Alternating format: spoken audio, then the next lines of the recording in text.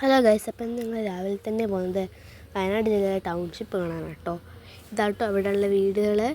ഇത് വയനാട് മുണ്ടക്കൈ ചൂരൽമല ദുരന്തബാധിതർക്കും അവരുടെ കുടുംബത്തിനും വേണ്ടിയിട്ടുള്ള വീടാണ് കേട്ടോ.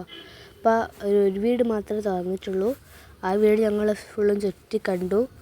പിന്നെ ഇവിടെ 178 വീടാണ് കേട്ടോ ഇപ്പോൾ താക്കോൽ ദാനം കഴിഞ്ഞത്. പിന്നെ അവിടെ ചെറിയ പണികളൊക്കെ ഉണ്ട്, വെള്ളത്തിൻ്റെയൊക്കെ ചെറിയ പണികളൊക്കെ ബാക്കിയുള്ളൂ.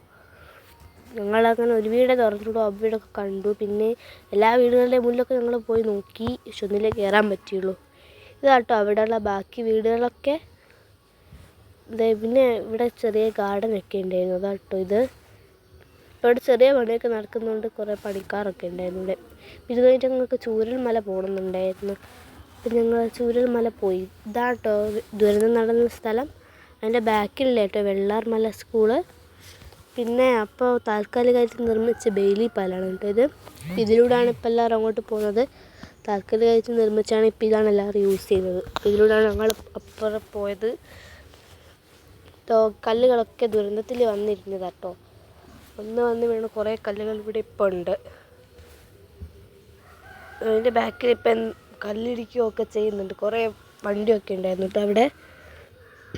ഇത് കഴിഞ്ഞിട്ട് ഞങ്ങൾക്ക് അവർ ശവസംസ്കാരം ചെയ്ത ഹൃദയഭൂമിയിലേക്ക് പോകാൻ പറ്റിയിട്ടോ. ഇത് തൊട്ടടുത്ത് തന്നെ ഇട്ടത്. ഇതാട്ടോ ഹൃദയഭൂമിൻ്റെ ഉള്ളിലേക്ക് ഞങ്ങൾ വീഡിയോ എടുത്തിട്ടില്ല.